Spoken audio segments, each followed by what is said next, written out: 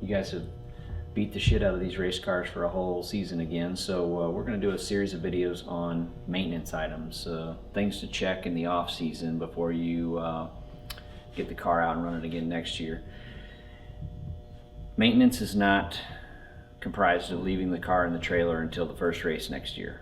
That does not constitute any maintenance item. So we need to check some stuff on these cars. These cars get a lot of abuse during the year. They got a lot of power. They get beaten up. They see some tire shake. They see a lot of stresses from run after run and lots of different track conditions. So we're going to do probably 15 or 20 of these things segmented on parts of the car that need to be addressed and things that get overlooked. So we thought we'd start the first one with the chassis. So these, most of you guys are going to have a 4130 chassis, and they're not made to last forever. They, depending on how many runs they have and how much abuse they get, they deteriorate over time.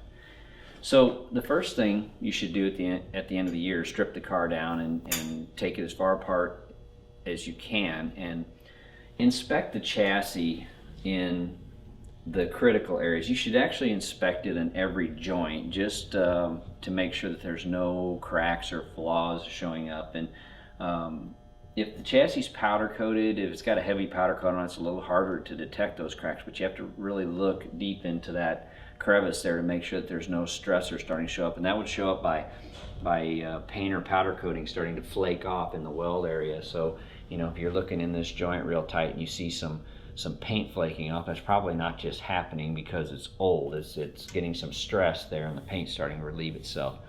So obviously it's the four-link area gets a lot of abuse. So, you know, you're pushing and pulling on these four-link bars while you're running these cars. So these four-link brackets are taking a brunt of the load, and these areas up around the top of the bracket or even down here in this main frame rail area, those have to be inspected very closely. And there can be tire buildup, rubber, dirt, grease, oil, whatever.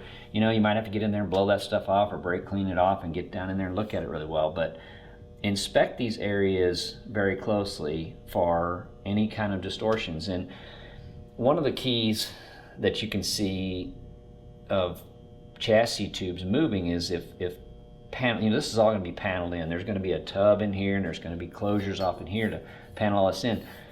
You'll see things like rivet heads that are sheared off, or buckles in sheet metal or aluminum, or even the carbon having like a stressed edge on it because something's moving. So there are signs that tell you that things are moving around.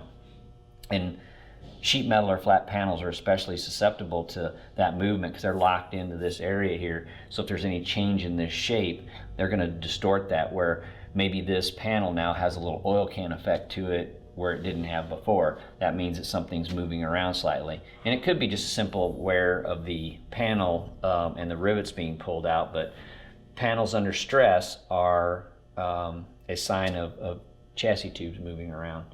So obviously four-link area, wishbone, all the back of the car, shock mount areas, anti-roll bar, all this stuff gets a lot of abuse throughout the year.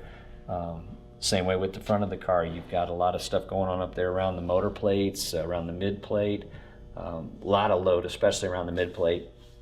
If the car's got some decent power, you're going to have some stressors in this area. You know, the mid plate is tied into the chassis very well, and you can see some little cracks show up in places here, or stresses on bolts and things that that look out of the ordinary.